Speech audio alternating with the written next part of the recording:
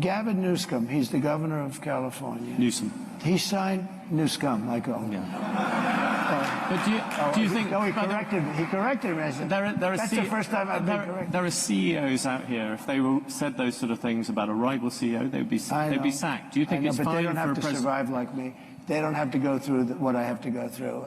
There has never been a president that's been treated like me, so I have to fight my own way. You made a... Donald Trump just sat down for an hour interview with the Economic Club of Chicago, and it was truly epic, very enjoyable. I encourage you to watch the whole thing. I'll link it in the description, okay?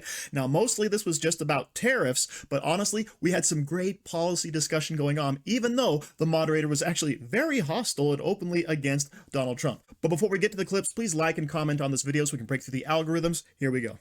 But like many business people, what they're often worried about is the cost. And the Committee for a Responsible Federal Budget, which is a bipartisan outfit, put out some predictions the other day. If you add up all the promises you've made, and your plans would add $7.5 trillion to the debt. That's more than twice the total for Vice President Harris. You're on course to push up debt up to 150% of GDP.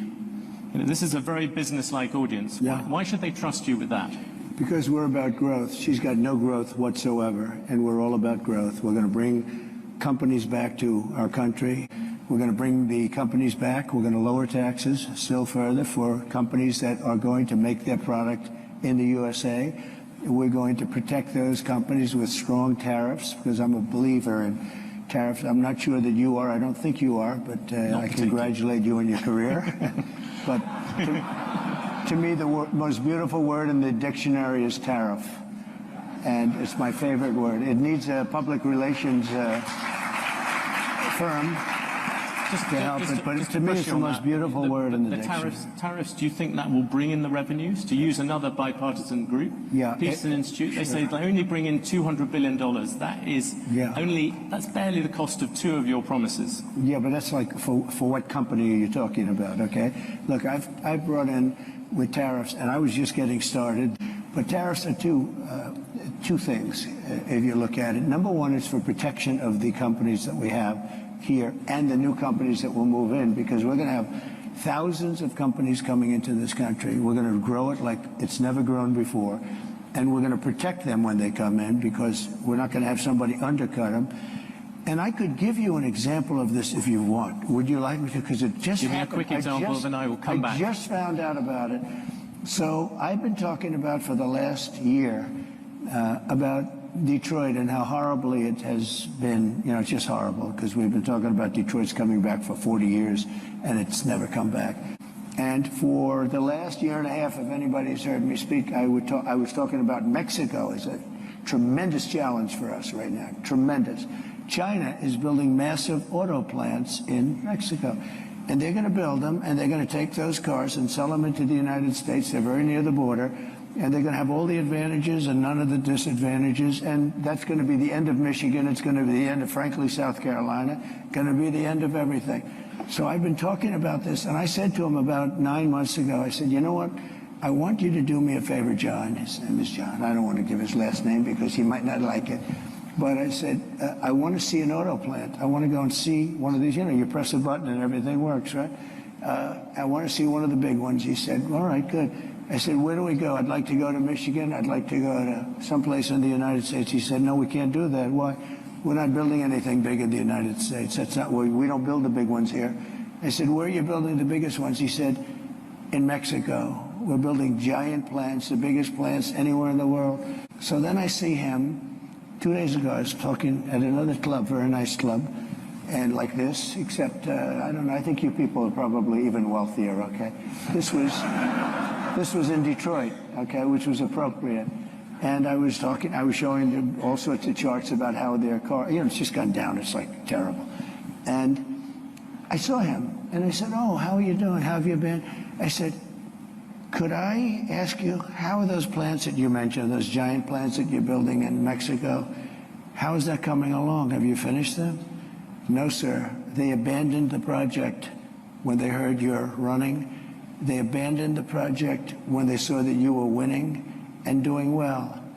I said, wow. You don't hear Kamala Harris talking like this, do you? Donald Trump saying he wants to protect American businesses through tariffs if necessary. And also he wants to lower business taxes across the board, which of course would encourage more businesses to start up. It would encourage growth of businesses, which of course means more jobs for Americans. And notice how he also hit on the idea that his plan's going to cost too much. That's because they're not taking into account the growth that Donald Trump has, right? And this is a problem you kind of get from a lot of these academics out there who've never actually run a business, and instead they're tasked with trying to track the numbers and predict how things are going to go. Anybody who says they can tell the future is flat out lying to you. So the best thing you can do is look on past performance, which, by the way, Donald Trump, of course, excelled in, right? So all these ideas he's talking about have been proven true. They have been proven to work. Does that mean they're going to work in the future? Not necessarily, but I'd much rather bank on him than on Kamala Harris and the federal government picking and choosing winners and losers in the market. Well, you talked a lot about tariffs.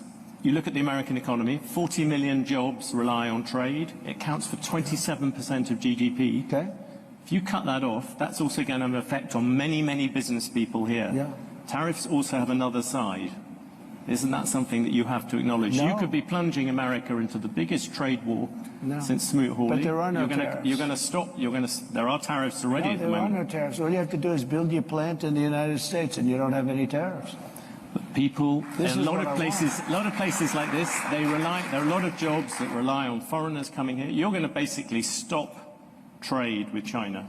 You're talking about 60% trade on that, 60% tariffs on that. You're talking, as you said, 100, 200% on things you don't really like.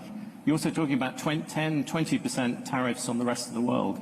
That is going to have a serious effect on the overall economy. And yes, you're going to find some people who will gain from individual tariffs. The overall effect could be massive in terms of the economy. I agree it's going to have a massive effect, positive effect. It's going to be a positive, not a negative. Well, let me just let me tell you. I know example. how committed you are to this, and it must be hard for you to spend 25 years talking about tariffs as being negative, and then have somebody explain to you that you're totally wrong.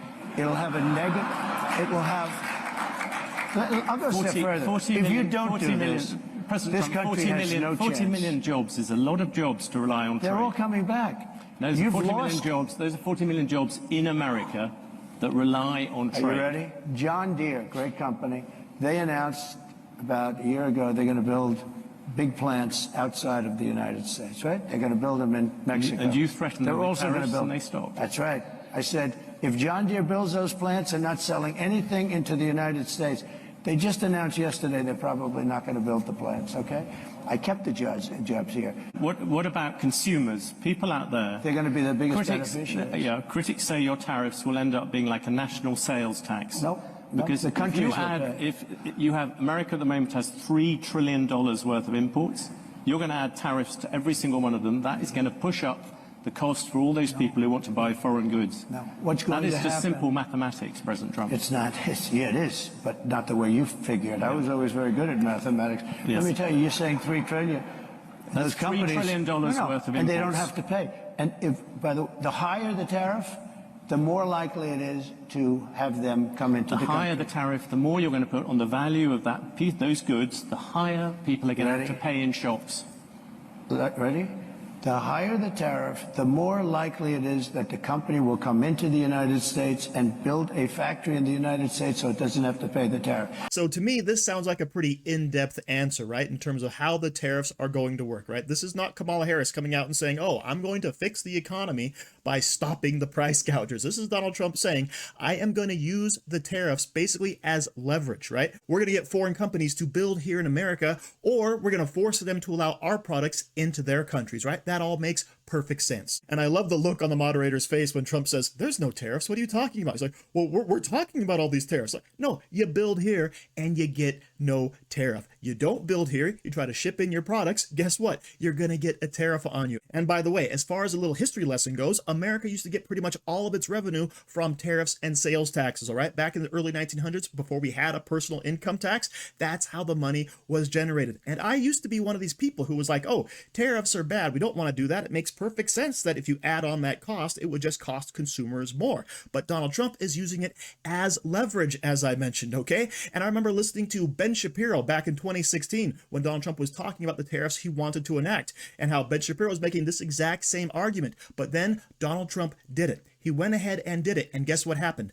Nothing. All right, nothing. All of a sudden, China is paying us billions of dollars to buy our products from us and to ship their products in. And it was such a good idea that even Joe Biden didn't want to get rid of them, okay? So tariffs is nothing to be afraid of, especially the way that Donald Trump is describing it. And by the way, America cannot compete with countries like India and China, who basically have slave labor or incredibly low wages. They can undercut anything we do. So how in the world could we ever build anything here in America that China couldn't provide cheaper? And the answer is we can't. So how do we equalize that playing field? The tariff. Donald Trump is making perfect sense here. The Trump trade is very simple. People are betting that your policies are going to drive up debt, they're going to drive up inflation, so they're going to drive up interest rates. Are the investors wrong? Yeah, I had 4 years no inflation. I had 4 years no inflation. But that was when you had much. I had 4 years. It's better than that. And Biden, who has no idea where the hell he is, okay? Biden went 2 years with no inflation because he inherited from me.